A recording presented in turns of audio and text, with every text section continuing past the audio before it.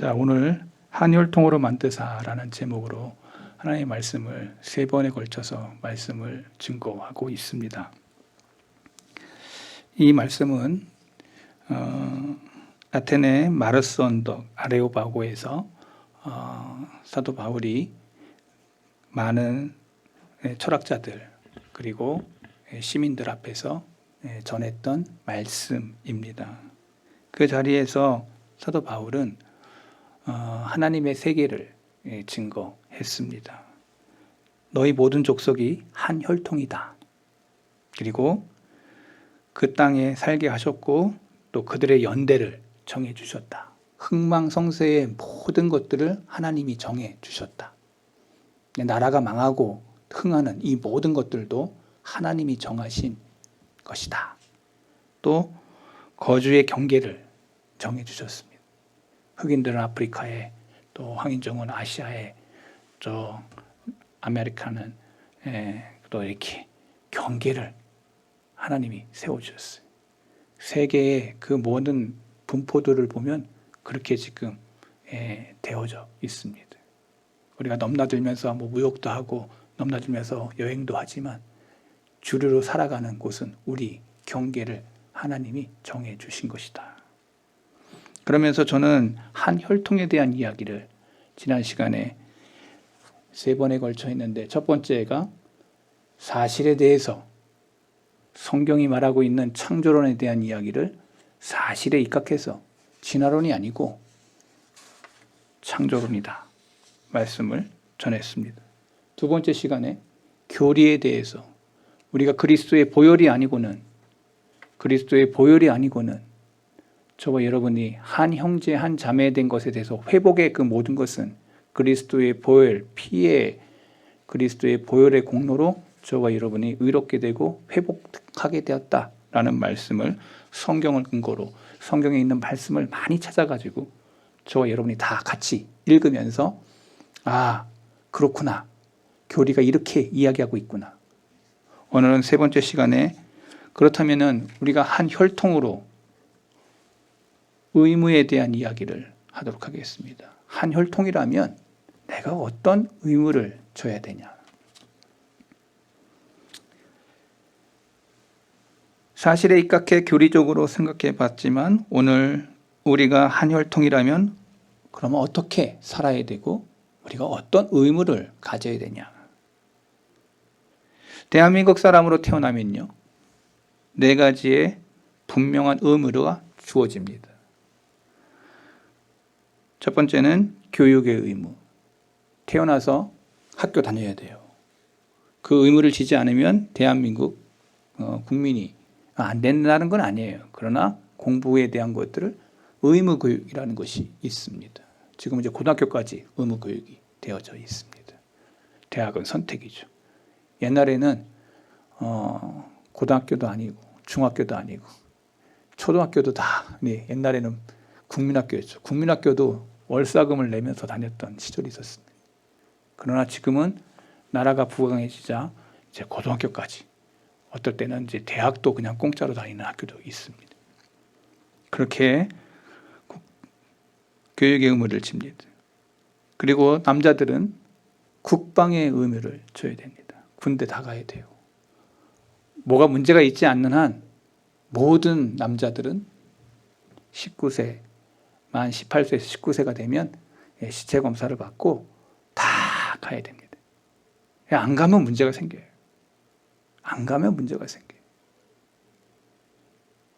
지난번에 어떤 가수가 국방의 의무 지겠다고 해놓고 안 가가지고 미국으로 도망간 다음에 그분이 완전히 찍혔죠. 난 그분이 너무 안타까워요. 그분이 되게 바른 사람으로 찍혔었는데 국방의 의무를 안 지니까 완전히 배신자로 낙인돼가지고. 근데 그 사람이 크리스찬이었어요. 그게 더 제 마음에 안타까움이 있어요. 왜 그 국방의 의무 12개월도 안 되는 그거를만 해도 될 것을 그걸 못 참아가지고 참 안타까운 그러한 모습을 보았습니다. 또한 대한민국 사람은 납세의 의무, 저와 여러분이 납세, 세금 다 내야 돼요. 세금 엄청 많이 내죠. 돈 종합소득 때 막 내려고 하는 부자들은 돈 많이 내야 되잖아요. 저는 그게 잘 뭔지 모릅니다. 그렇지만 세금을 다 내고 있어요. 저와 여러분 콜라 하나 사 먹는 것도 거기에 다 세금이 붙어 있어요. 모든 것에 다 세금이 붙어 있어요. 납세 의무를 지고 있는 거예요. 그리고 마지막, 우리가 일을 하게 되면 근로의 의무, 근로자, 근로하는 것에 대한 의무가 있는 거예요. 4개의 큰 의무가 우리에게 대한민국 사람으로 태어나면 모든 사람에게 주어지는 의무입니다. 그럼 성경이 얘기하고 있는 한 혈통으로서의 그런 의무는 뭐냐? 성경이 말하고 있는 이 의무에 대해서 한 혈통으로서의 의무를 아마 저와 여러분들은 이런 설교 처음 들었을지 모를 겁니다. 의무가 있어, 의무가. 우리가 한 혈통이라면 한 혈통으로서의 의무가 있는 것입니다. 우리가 한 혈통이라면 우리가 서로 사랑하며 분노와 다툼과 악의 길이 아니라 하나님이 미워하시는 것을 멀리하면서 모든 사람을 대하여 자비와 인정을 갖추도록 노력해야 합니다. 사랑하면서 가야 되는 인생길. 한번 따라해 보겠습니다. 사랑하면서 가는 길. 여러분, 저와 여러분의 인생길은 사랑하면서 가는 길이어야 됩니다. 사랑하면서 가는 길. 모든 사람들이 이러한 의식을 가져야 되는데 그렇지 않더라는 거예요. 검은 피부를 가졌던 아프리카 흑인들을 배에 태워서 저 아메리카에 내어놓고 흑인들을 얼마나 많이 노예로 삼았던, 유럽도 마찬가지였습니다. 아프리카에 끌고 와가지고 흑인들 노예로 해. 지금도 흑인, 백인이 1940년부터 해서 미국 사회에서는 60년대까지, 아니 지금 70년대까지도 그 버스를 타면은 앞자리는 백인이고 뒷자리는 흑인이고, 어느 그 자리든지 그 화장실 갈 때도 흑인, 백인이라고 하는 그거를 해서 그게 사라진 지가 얼마 안 돼요. 노예제도가 폐지가 되고 흑인, 백인의 갈등들이 아직도 뚜렷하게 드러나는 곳. 다르다는 거예요. 한혈통이라고 인정하지 않는 거예요. 그게 바로 미국 사회예요. 우리는 또 안 그렇습니까?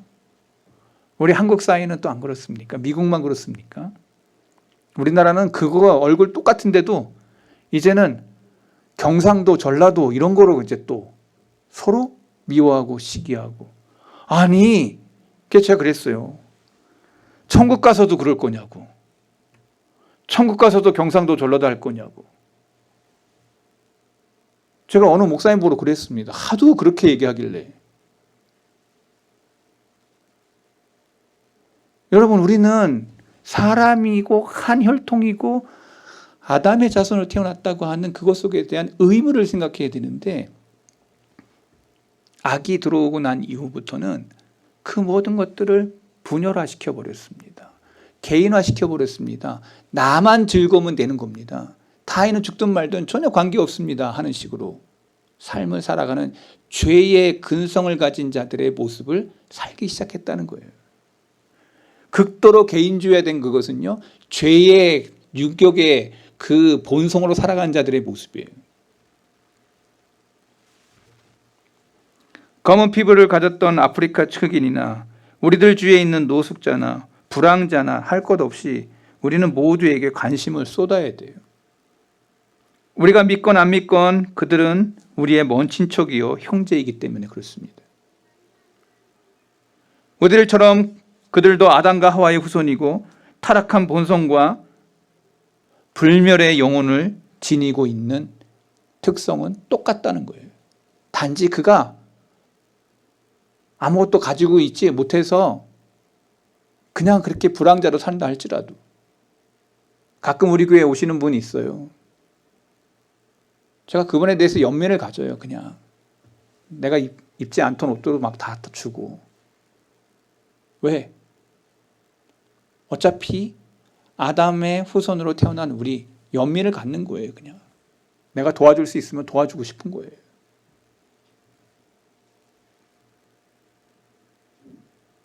그러면 우리 모두 그리스도인들이 이 모든 사실을 믿고 있음을 증명하려면 우리가 어떻게 해야 되냐? 우리가 형제를 위해 할 수 있는 일이 뭐냐? 바로 여기까지 우리가 이르러야 돼요. 의무. 우리가 한 혈통이라고 하는 의무가 있다는 거예요. 창세기 4장 9절을 보세요. 가인이 아벨을 쳐 죽이고 난 다음에 하나님이 가인에게 질문합니다. 읽어볼까요? 여호와께서 가인에게 이르시되 내 아우 아벨이 어디 있느냐? 그가 이르되 내가 알지 못하나이다. 내가 내 아우를 지키는 자이니까. 여러분, 이게 아담이 하나님 앞에서 변론하는 모습이에요. 죄진 자가 하는 행동의 모습이 뭐냐면, 내가 아벨 지키는 사람입니까? 그가 죽든 말든 나와 무슨 상관입니까? 내가 지키는 자입니까? 적반하장의 전형을 보여주고 있습니다. 당연히 자기 손으로 죽였음에도 불구하고 내가 내 아우를 지키는 자냐고 도리어 하나님 앞에 대들고 있는 인간의 본성의 악함을 드러내고 있어요. 도리어 성을 내야 될 사람은 따로 있는데, 여러분, 우리가 그러한 삶을 살아갑니다. 우리가 아버지 엄마의 자녀로 태어나서 자녀들이 아빠, 엄마한테 하는 행동이 이렇습니다. 정말 야단을 맞아야 되는데, 근데 아버지, 엄마가 참아요. 자식들 앞에 참는 거예요. 못나서가 아니라 자식들이 철없어서 저렇게 하는구나라는 거를 알고 그냥 참아요. 자식이기 때문에. 하나님이 그럼에도 불구하고 가인에게 은혜를 베풉니다. 당장 걷어가지 않아요. 얘가 아직 철이 안 들었구나. 아버지가, 엄마가 할 말 못할 말 다 안 해요. 자녀들에게. 자녀들을 향한 그 아버지의 마음, 어미의 마음은 한결같이 넓어요. 제가 그런 걸 좀 많이 느껴요. 저도 애들 키우면서 그런 마음을 느껴요. 우리 아버지를 생각해요. 그리고 나서 우리 아버지 힘들었겠구나. 이제 제가 조금 이제 나이가 들었나 봐요. 아버지에 대해서 우리 아버지 힘들었겠구나. 내가 막 느껴요. 고통이 나로 하여금 자꾸 일깨우게, 힘듦이 나로 하여금 다른 사람들을 이해하게. 여러분, 그래서 고통이 나쁜 게 아니야. 내가 겪음으로써 그거를 깨닫게 돼. 그러니까 저와 여러분들이 뭐와 결핍이 있다고 해서 여러분 그걸 부끄러워하지 마시고, 그 결핍을 통해서 내가 하나님이 나를 만드신다. 하나님이 나를 훈련시키신다. 저도 우리 성도교회 와가지고 그런 걸 많이 느껴요. 풍족했을 때, 가난했을 때 느끼는 감정이 많아져요. 저는 그걸 한번 거쳐봤잖아요. 그러면서 제가 왜 여기 있어야 되는지에 대해서 하나님 앞에 많이 물어요.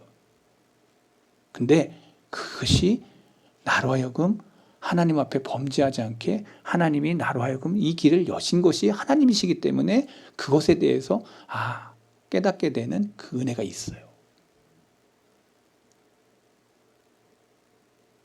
오늘 본문에 저와 여러분이 한 형제, 한 혈족이라면 다른 사람을 대하는 태도가 어떠해야 되는지, 어떠한 의미를 가져야 되는지에 대해서 성경적으로 제가 여러분들에게 같이 나눌 거예요. 가인과 같이 적반하장의 그러한 이야기들이 우리 죄성을 가진 사람들은 다 저러한 가인의 모습으로 타인을 대할 때나 부모를 대할 때나 사람들을 대할 때 저러한 모습으로 대할 때가 많아요. 나한테 관심 꺼요. 나한테 신경 쓰지 마요. 불편해요. 죄성을 가진 사람들에게 나타나는 특징이에요. 사람들이 인류에는 한 혈통이라는 이 위대한 진리를 붙들고 선을 행하는 삶을 살아야 되는데 그렇지 않더라는 겁니다. 부자는 가난한 자를, 고용인은 피고용인을 더욱 잘 살피고 보살펴야 되는데 그렇지 않더라는 거예요. 더 괴롭히고 더 고통스럽게 하고 더 환난의 자리에 놓게 하는. 왜? 죄성을 가진 자들의 그 유격의 본질이 그런 것이라는 거예요. 죽든 말든 나 자신만 살자는 그러한 본의로, 죄성의 본의로 살아가는 것. 그러나 예수님 믿고 구원을 받은 사람들은 그러한 삶을 살아면 안 됩니다. 예수 그리스도께서 그렇게 삶을 살지 않으셨습니다.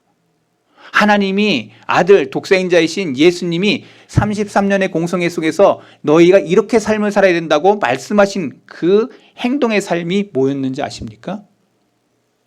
사랑의 삶이었습니다.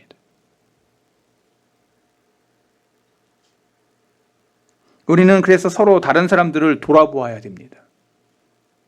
로마 사회는요, 그렇게 악하고 썩어 문드러졌어도 로마 사회는 서커스 관람이나 그리고 금품 부조를 해가지고 늘 하층민들을 섬겼어요.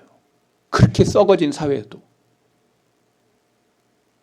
서커스 관람의 그것은 다 하층민들을 위해서. 그래서 어마어마한 돈이 하층민들에게 흘러가게. 로마 사회가 처음에는 좋았어요. 원로인이나 이런 것이 바로 돌아갈 때는 엄청난 부유한 사회로 바꾸어 놓았던 사회예요. 로마 사회가 그렇게 썩은 사회가 아니었어요. 처음에는. 하층민들을 돌보는 곳에 눈이 열린 사회였다고. 거의 유토피아에 가깝게 그 사회가 이루어지는 그런 모습이 있었어요. 처음에는. 오늘날 이 시대는 돈, 값싼 음식, 좋은 주택, 여가와 의료시설 등 하층민들에게 어려움을 해결하려고 우리 대한민국 정부도 엄청나게 노력하는 걸 저는 보고 있습니다. 그런데 다 해결됐습니까?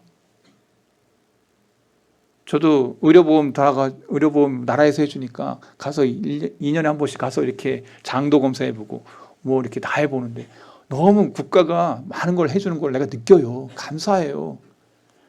근데 하층민들의 그 어려움을 해결해 줬냐고. 다 해결됐어요?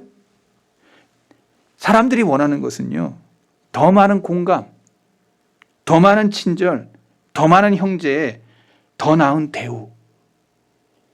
받으면 받을수록 더 많은 걸 요구해요. 그렇지 않습니까? 애들 여러분 키워보셨으면 알 거예요. 애들이 자꾸 엄마 아버지에게 뭘 요구합니까? 더 나은, 더 좋은, 더 큰 거, 더 많은 거. 그걸 못 해주는 부모는 어떻습니까? 가슴이 찢어집니다. 아, 내가 좀 더 부유했으면 더 잘할 수 있을 텐데 이러면서 제 마음이 막 찢어지는 거. 여러분 그런 거 있잖아. 다 유치원 보냈는데 자기 생각에 더 좋은 유치원 보낼 수 있는데 못 보낼 때 막 찢어져. 난 그런 유치원도 못 보내지만 막 이렇게 생각하는 사람은 더 찢어지지. 이건 경험 안 해보면 몰라요. 그죠? 여러분 그때 정말 여러분이 생각해야 될 게 있어요. 진짜 가족인 한 혈통인 것처럼 저와 여러분들이 그러한 사람들에 대해서 어떠한 말을 해줄 수 있을까요?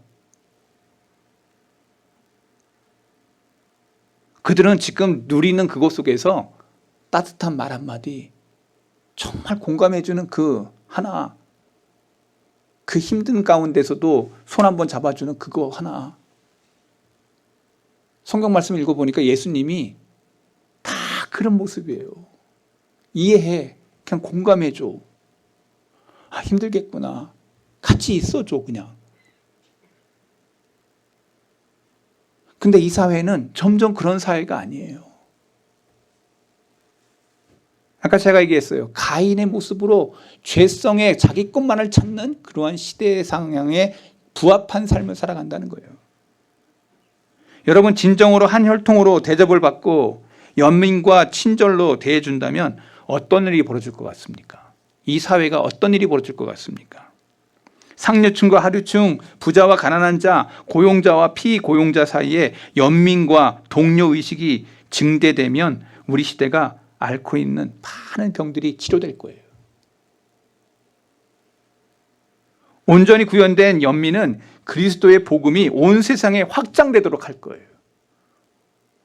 내가 저런 사람과 함께 같이 있다는 게 영광이다. 같이 있었다는 게, 서 있었다는 게 강렬하게 기쁨으로 다가올 겁니다.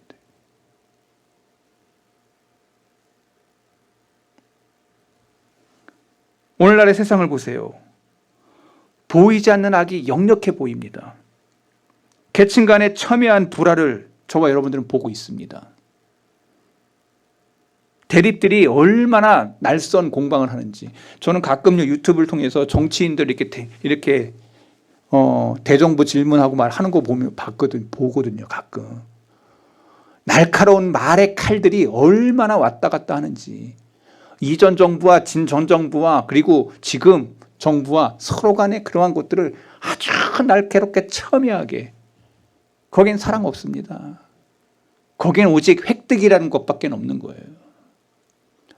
너를 죽이지 않으면 내가 살지 못해라고 하는 그런 식의 대립을 우리는 대립 속에서 이 세상의 그 정치를 보면서 느끼는 거예요.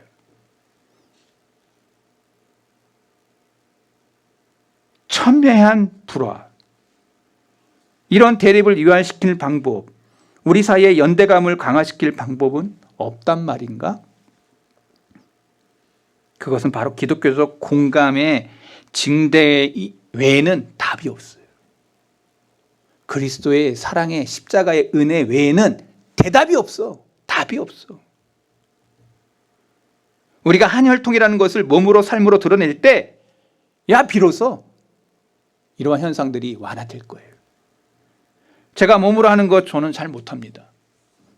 교회에 에어컨을 고친다거나 설비를 한다거나 십자가를 고친다거나 이렇게 할 때 저는 그냥 그분들 쫓아가서 시다를 하려고 노력해요.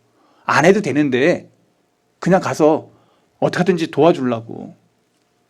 그러면요 그 기술자들이 저를 대하는 모습을 보면 다 똑같이 한 가지로 고마워해요. 내가 혼자 할 수 있어요. 근데 제가 졸졸 쫓아다니면서 어떻게 하든지 도우려고 이렇게 하면 너무너무 고마워해요. 거친 일을 하지만 그 속 사람은 양심이 살아있고 민감한 정의의식이 그 사람의 마음속에 꽃같이 일어나요. 저 사람이 나를 도와주려고 하는구나. 공감 능력. 사람 참 멋있네. 험한 일을 하지만 그의 마음속에 정의가 있고 그 사람의 마음속에 공감이 있어요. 양심이 있어요. 그러한 사람들을 만날 때마다 우리는 기뻐하는 것이죠. 일을 시키면서도 이거 며칠까지 끝내주세요. 그리고 싹 가버려. 점심이고 저녁이고 아무것도 대접도 안 해.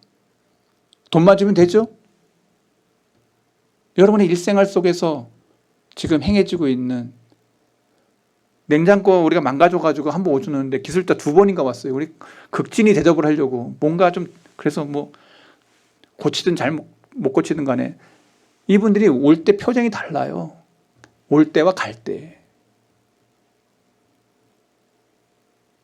배려, 공감. 저와 여러분들에게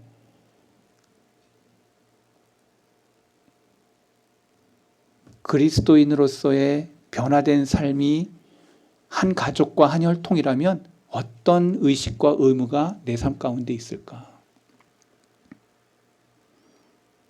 우리가 사람들의 마음을 이해하고 진정한 친구가 되려고 노력해야 됩니다. 그들의 손을 잡아주고 그들의 마음으로 가족처럼 대하고 그리스도를 전해야 됩니다. 우리가 우는 자와 함께 같이 울고 기뻐하는 자와 함께 더불어 기뻐하며 출산, 결혼, 죽음 등 온갖 일에 관심을 가져주어야 됩니다. 근데 이 시대에 그렇지 않아요. 못 가면 돈만 보내면 되지. 웬만하면 가려고 노력하셔야 돼요. 저도 웬만하면 가려고 노력해요. 웬만하면. 돈이 가는 게 중요한 게 아니고 사람이 가 있는 게 더 중요한 거예요. 손을 잡아주는 게 더 중요한 거예요. 그 자리에 같이 있었다는 게 중요한 거예요. 근데 그러한 의식 수준이 점점 떨어지고 있습니다. 우리가 주의 말씀에 비춰볼 때 우리 가운데 참된 제자라고 한다면 사도행전 10장 38절을 보세요. 하나님이 나사렛 예수에게 성령과 능력을 기름 붓듯 하셨으며, 자, 여기 보면은 그가 두루 다니시며, 보세요. 주님이 두루 다니시며 그 다음에 하신 일이 있어요. 뭐예요? 선한 일을 행하시고 마귀에게 눌린 모든 사람을 고치셨으니 이는 하나님이 함께 하셨습니다. 하나님이 함께하는 사람들에게 나타나는 특징 두 가지가 있는데, 첫 번째는 선한 일을 행하시고, 두 번째 마귀에게 눌린 모든 사람을 고치시는.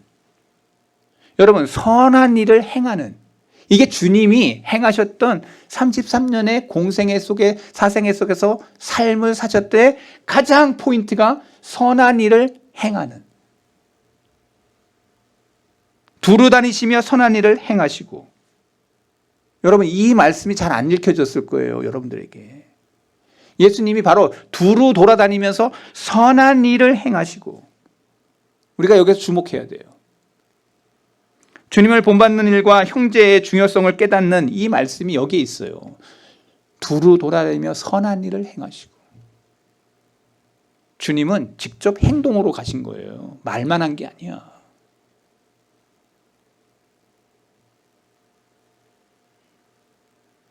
우리 시대에 선한 사마리안처럼 행하는 사람이 얼마나 있습니까? 드물어요. 타인에 대한 이기적인 무관심이 만연한 이 시대에, 우리 시대의 특징 아닙니까? 무관심. 전혀 관심이 없어. 여러분요, 애들요, 돈으로 키우는 거 아니에요. 제가 여러분들 진짜 좋은 부모 되는 방법 하나, 관심. 이건 돈으로 되는 게 아니야. 자녀들은 관심으로 아이들은 큰 것입니다. 돈이 없다 할지라도 그의 인성의 가장 중요한 부분은 관심이에요. 관심. 자꾸 보듬어주고, 그래, 너가 잘하고 있어 라고 엉덩이 들겨주는, 어깨를 들겨주는, 손을 잡고 끌고 가는. 여러분, 이 스킨십의 그 모든 것이 다 나쁜 게 아니고 정말 교감, 정말 좋은 인간이 되는 그것 속에 스킨십이 있어요. 자꾸 만져줘야 돼. 자꾸 잘한다고. 너 최고야. 너무 자만해가지고 그렇게 만드는 거 말고, 얘가 속상해가지고 막 죽으려고 할 때마다 그래, 너는 이런 게 또 잘한 거 있잖아 라고. 어미나 아비가 되는 최고의 방법은 관심이에요.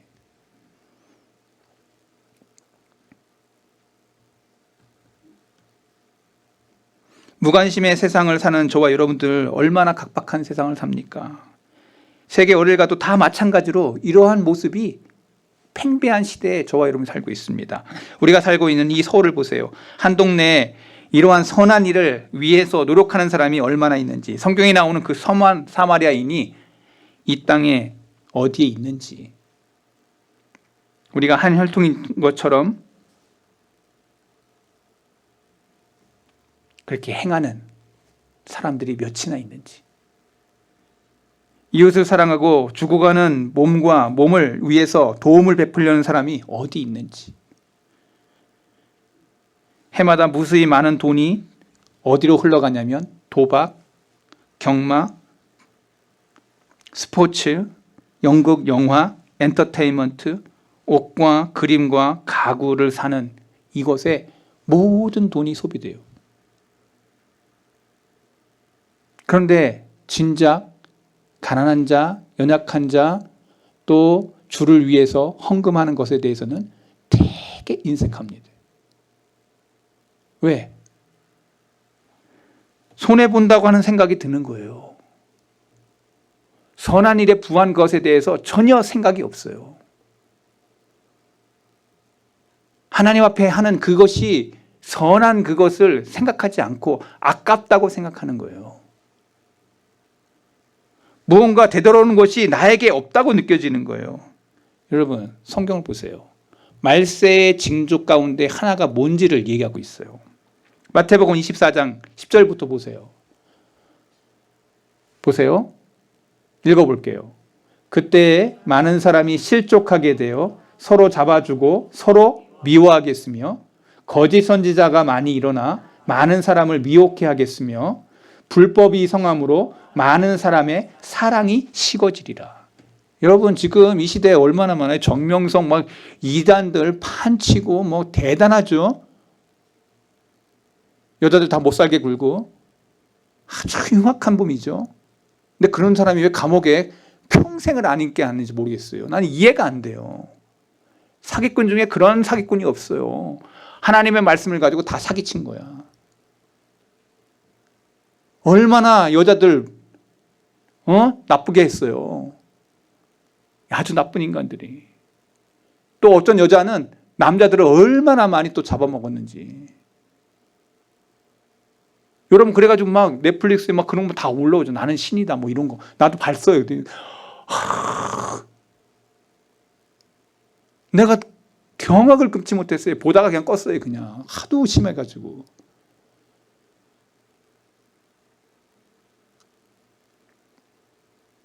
얼마나 무서운 시대인지를 제가 알게 됐어요.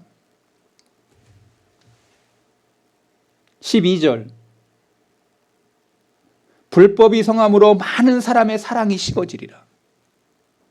저와 여러분이 지금 이 시대가 사랑이 식어지는 시대에 저와 여러분이 살고 있어요. 얼마나 불법이 성합니까? 말세 나타날 징조라고 주님 말씀하셨습니다. 불법이 성해서 사랑이 식어질 거다. 남의 돕는 것에 대해서 전혀 생각하고 싶지 않다. 문제의 핵심을 묻자면 초대교회의 두드러진 특징이 뭔지 아세요? 초대교회의 두드러진 특징은 형제예요. 형제 자매. 형제 자매를 사랑하는 거. 논쟁과 파벌, 싸움이 혼란한 가운데서도 성령의 열매와 중생의 가장 분명한 표시가 초대교회 성도들 가운데 있었어요. 서로 같지 않았어. 이방인하고 유대인하고 어떻게 같이 하나가 될 수 있어. 근데 주 예수 그리스도의 십자가의 은혜로 하나가 된다고 얘기하고 있어요. 싸움의 혼란 가운데서도 그들은 서로 생각이 달라도 그리스도의 피로 한 형제 한 자매가 됐다는 그 하나만으로 형제를 사랑했다고. 한국교회 제가 보면서 전라도 교회, 경상도 교회 하고 있어요. 서울 안에서. 그걸 붙이기는 어느 목사님을 향해서 제가 얘기한 게 있어요. 목사님은 다시 구원받아야 되겠다고.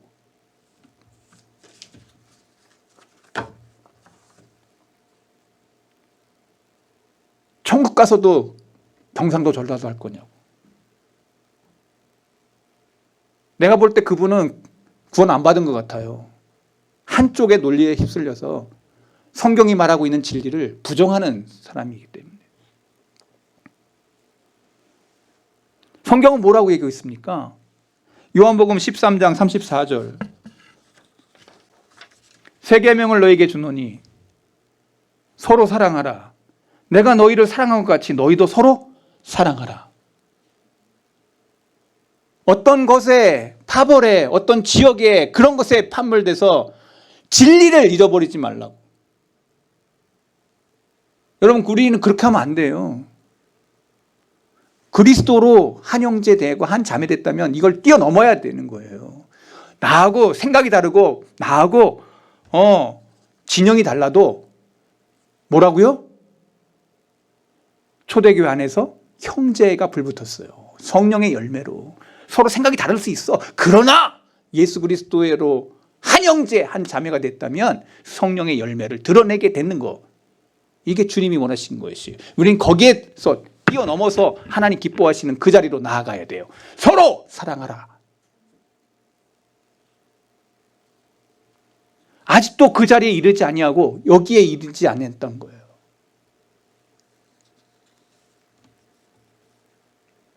너희가 서로 사랑하면 이로써 모든 사람이 너희가 내 제자인 줄 알리라. 다시 읽어보겠습니다. 35절 시작. 너희가 서로 사랑하면 이로써 모든 사람이 너희가 내 제자, 내 제자.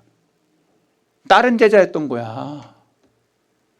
사단의 제자고 악한 영의 제자였던 거야. 주님의 제자라면 저 위에가 선행돼요. 사랑하는 거. 제가 성덕교회 맨 처음 부임할 때 첫 설교가 사랑설교였던 거 기억하실는가 모르겠어요. 그래가지고 여러분이 저를 찍었는지 몰라. 아, 저 목사님 오셔야 되겠다 이렇게. 아, 그때 그냥 그 설교 안 하고 다른 거 했어야 되는데 이럴 때도 있어요. 근데 중요한 건 제가 지금 확신하고 싶은 건 사랑하면 여기에 방점이 있어요. 한번 따라해 보겠습니다. 사랑하면 내 제자가 된 줄 알아라. 사랑 못하면 제자 아닌 거야. 사도 요한이 하나님의 자녀와 마귀의 자녀 사이의 구별점의 표지를 얘기했습니다. 요한일서 3장 10절 같이 읽어봐요. 이러므로 하나님의 자녀들과 마귀의 자녀들이 드러나나니, 뭐라고 어떻게 드러나나? 이 무릇 의를 행하지 아니하는 자나 또는 그 형제를 사랑하지 아니하는 자는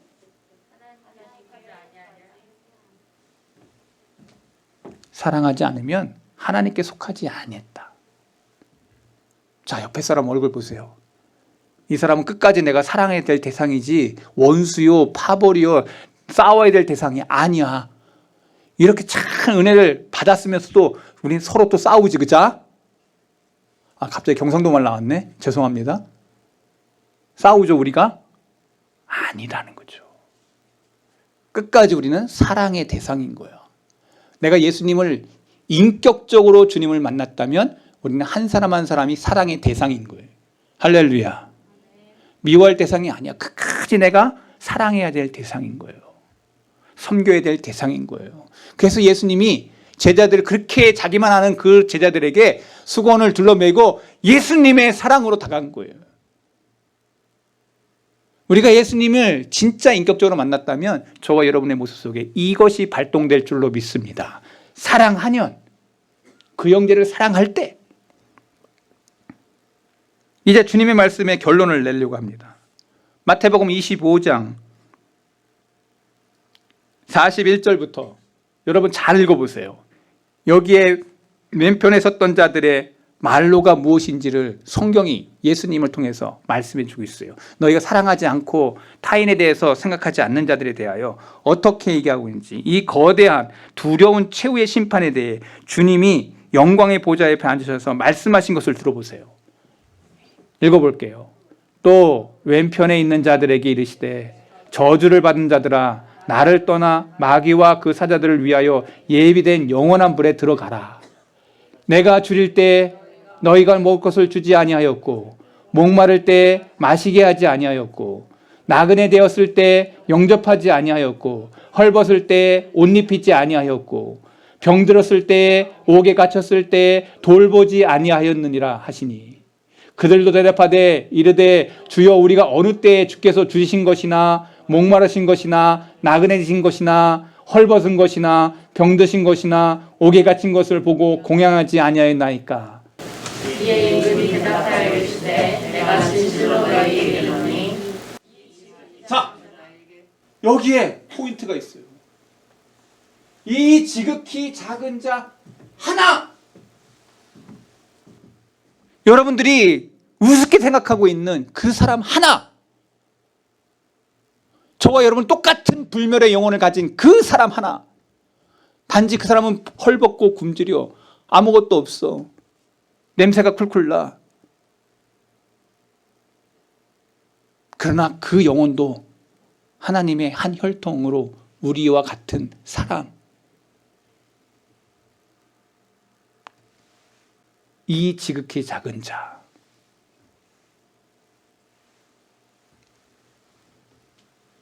이보다 더 준엄하고 마음에 와닿는 구절은 없을 겁니다. 불신자들의 간음하지 말라고, 살인하지 말라고, 훔치지 말라고, 그리고 교회 다니라고, 여러분 이렇게 수천 번 외쳐봐야 아무 소용없어. 제가 볼 땐 그래요. 이 말씀이 적용돼야 되는 거예요. 이 지극히 작은 자 하나를 향해서 내가 진짜 사랑하느냐? 예수님이 제자를 향해서 사랑하느냐? 베드로를 향해서 사랑하느냐고 물었던 거. 내 현실상 속에서 내 옆에 있는 사람 진짜 지극히 사랑하냐고. 타인에 대한 사랑을 소홀히 행한 것. 저는 다른 거 아니고 타인에 대해서 사랑을 소홀히 행한 것, 무관심하게 행한 것, 그것이 왼편에 섰던 자들의 모습이라는 거예요. 타인에 대한 사랑을 소홀히 행한 것. 이들은 가족의 불행을 바라보는 눈도 느낄 심장도 없어요. 이들에게 영원한 형벌이 있을 뿐이라고 성경은 말하고 있어요. 자, 저와 여러분의 눈을 열어서 가장 가까이 있는 내 손길이 필요한 그 사람들 향해서 여러분의 손을 펴시기 바랍니다. 여러분의 발이 다가가셔야 됩니다. 그리고 예수 그리스도의 손으로 저와 여러분이 그 사람들의 힘들고 어렵고 고통당할 때 그들의 손을 붙잡고 공감해주고 선한 일을 행하셨던 주님과 같이 저와 여러분이 그 일에 동참한다면 그 사람은 하나님의 한 혈통으로 만든 한 혈족의 의무를 행하는 사람입니다. 진짜 사랑하다가 가고 싶어요. 기도하겠습니다. 하나님 아버지,